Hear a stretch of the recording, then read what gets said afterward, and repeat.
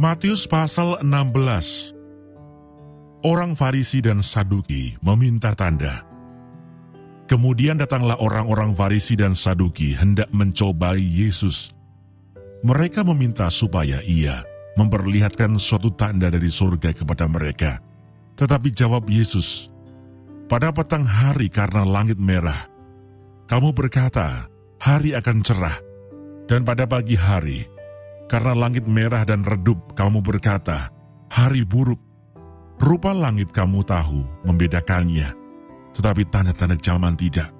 Angkatan yang jahat dan tidak setia ini menuntut suatu tanda, tetapi kepada mereka tidak akan diberikan tanda selain tanda Nabi Yunus." Lalu Yesus meninggalkan mereka dan pergi.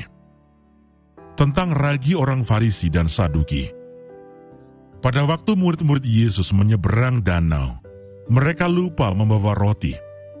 Yesus berkata kepada mereka, "Berjaga-jagalah dan waspadalah terhadap ragi orang Farisi dan Saduki." Maka mereka berfikir-fikir dan seorang berkata kepada yang lain, "Itu dikatakannya karena kita tidak membawa roti." Dan ketika Yesus mengetahui apa yang mereka perbincangkan, ia berkata, "Mengapa kamu memperbincangkan soal tidak ada roti? Hai orang-orang yang kurang percaya, belum juga kamu mengerti?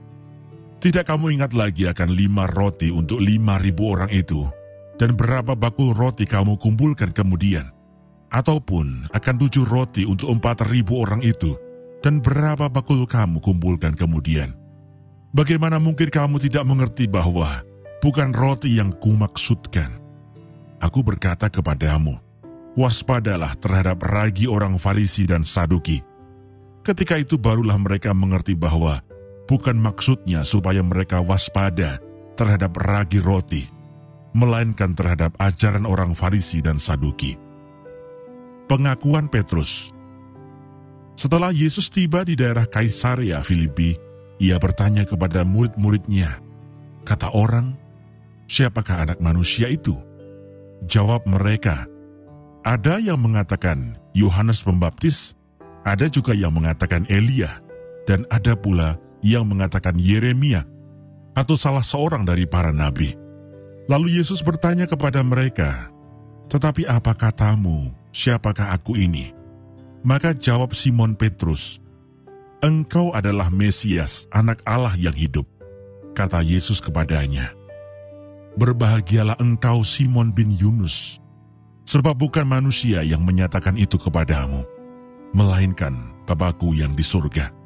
Dan aku pun berkata kepadamu, engkau adalah Petrus, dan di atas batu karang ini, aku akan mendirikan jemaatku, dan alam maut tidak akan menguasainya.